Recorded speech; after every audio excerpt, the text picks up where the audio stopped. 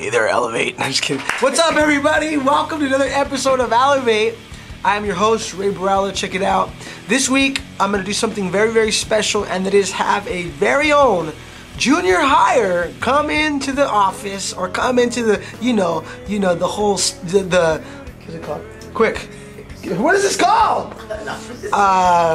Studio. Come into the, the filming studio so we can film them and ask questions that all junior hire leaders and maybe even some parents want to know about what things a junior hire goes through. Because to be honest with you, I've been at a junior high for many, many, many years, so I don't remember what it was like. Now, I know junior high ministry, I know youth ministry, but I don't remember, things have changed. It's not the same. They don't wear leather belts no more, That's over. They're all wearing skinny jeans, fake glasses. They don't even need prescription, but they're wearing glasses. I don't understand. But anyways, I brought a junior hire in, and we're going to ask him a couple questions. So his name is Felix Reese, and I'm going to have him introduce himself. All right? Cool. Elevate. One love. Peace out. I'm Felix, and I'm 14, and I go to Rancho Cucamonga Middle School.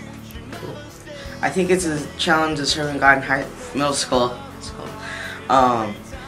Because people are not usually Christian in middle schools. Probably find like Muslims, Buddhists, or atheists, but you won't find most Christians. And the most hardest, I think, is about like kind of getting serious at a young age and transferring to 13, 12-year-old to kind of like a young adult. And that's the point I am right now. And basically it. Is there a lot of friends that kind of like that try to get you to not serve the God, like make you feel like it's stupid? I don't really think so. No. Do people at your school know that you're a Christian? Some people do. Some people don't. What do you think stops you from just telling everybody? I have a hard time talking to people, how to start a conversation, and basically just relating to them. So. Now I know you've been having a couple of experiences the past couple of weeks. Why don't you share about your friend at school? Well, basically we're just sitting in class doing it was a language arts class, and I was just sitting at my desk, and he was just asking if we wanted to pair up and do work together. And I was wearing a wristband that day that said "Walking with Jesus," and he's like, "What does your wristband say?" And I showed him it, and he's like, "Dude, I'm atheist." I'm like, "That's cool." And then he just started opening to me out of nowhere. Like, he was talking to me about like his whole life story, and I wasn't even asking him. It was just like a divine appointment, that because I didn't even ask him a question. He was just starting to ask me all kinds of questions, like if I'm Christian, what church you go to. I just started talking about how Adam and Eve and all. The next week, the next day, I went to a Bible study the night before that. It was actually yours, right? And it was about developing a picture, and then we're just talking about all kinds of stuff, how to start a conversation.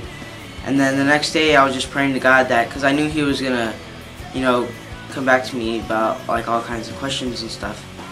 I was just praying to God that morning, and he just comes up to me, and I was sitting at my desk, and he comes up to me, and he sat next to me, and he told me that he got a girl pregnant. I'm like, "Dude, are you serious?" And he's like, "Yeah, I'll show you the texts and stuff." He showed me the texts, and I was pretty shocked. Like, he's probably 13. He's younger than me, and I'm like, wow. And he even showed me a picture of a girl being pregnant with the belly and everything. Man, I was just shocked, and I just told him, like, God can help you in whatever you need, whether it's financial, physical problems, mentally problems, what you need, acceptance, and and man, I was just so shocked of what he had told me. What did you learn from that? That God could use you at a young age, at any age, regardless how small you are, what kind of color, what kind of hair, and your style. He used you, and yeah. Do you think you're gonna try to witness more now that you've seen the results of good stuff happening when you do? Yeah, I think there's gonna be more of a training in me to get in my word more. It's gonna challenge me to get in my word more, pray more, get closer to God, and just so I could help people and just making sure that they're alright with their relationship with God. So, I think today we learned something kind of valuable in terms of just barely scratching the surface of really what it is to serve God in junior high school. I know many of us we know that it's not easy, but sometimes it's important that you talk to the kids, you talk to junior hires, and you get to know them and get to know the things that they're going through, the things that they face. Junior high is not the same. What used to be normal in college started happening in high school. What used to be then what became normal in high school is now happening in college. Imagine that, a 13-year-old kid getting somebody pregnant. Imagine that you're at 13 years old. What were you doing? You know, what things did you do? What hobbies did you have? What level of responsibility were you at? And so just thinking about the great need within our junior high schools, our middle schools all over the world, that there are kids that are lost, there are kids that need an answer, and there are also Christians, church kids that are in junior high school that are afraid to serve God openly, afraid to represent Christ. But we even heard today that, you know what, the moment that they do step out, the moment they do share their faith, that God meets them. God meets them and rewards them for stepping out, and it creates a confidence. So leaders, challenge your young people to step out, tell people about God at their schools, and also talk to your young people and find out what the needs are, what ways you can help, what areas that you could develop your young people to be more unashamed, because that is our call in student ministry, is to be unashamed Christians.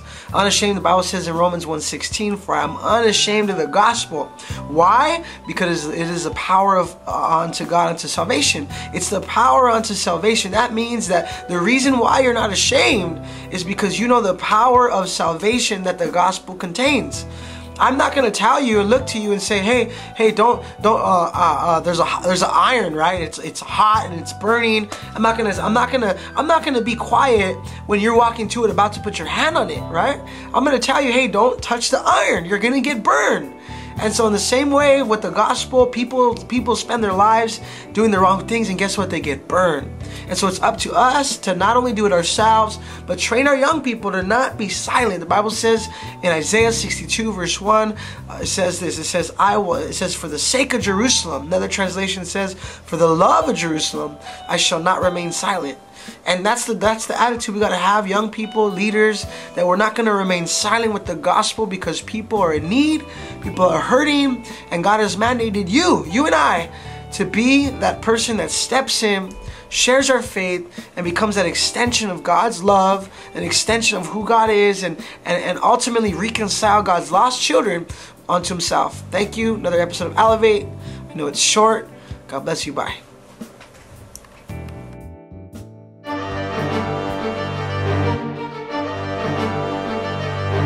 I want to do this stupid elevate, get the camera on. Either elevate. I'm just kidding. We're gonna do the elevate! No, stop! Either elevate. I'm just kidding. Sorry to be a Christian. Either elevate. I'm just kidding. Of course, elevate. Check it out. I brought with me a junior hire. His name is Felix.